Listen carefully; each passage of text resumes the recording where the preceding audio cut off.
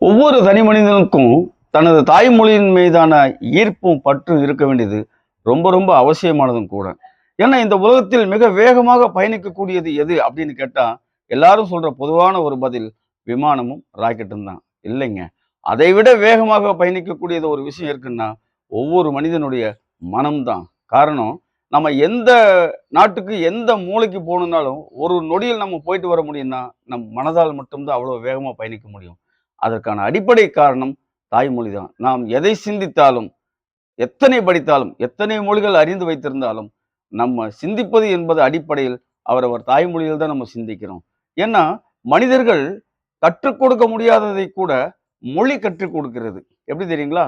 திருமணமாகி பிள்ளை பேறு பெறாத ஒரு கணவன் மனைவியை இந்த சமூகம் எப்படி பார்க்குதுன்னா, அந்த குழந்தை பெற்றுக்கொள்ள முடியாத அந்த தம்பதிகளை, அந்த கணவனை இந்த சமூகம் சாதாரணமாக கடந்து சென்று விடுகிறது. ஆனால், அந்த பிள்ளை பாக்கியம் பெறாத அந்த பெண்ணை, அந்த மனைவியை இந்த சமூகம் மலடி என்று ஒதுக்கி வைக்கிறது.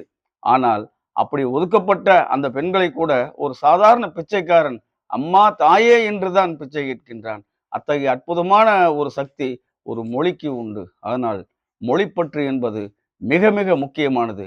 தாய்மொழியை காப்போம், தமிழ் மொழியை நேசிப்போம். இந்த நாள் இனிய நாளாகட்டும்.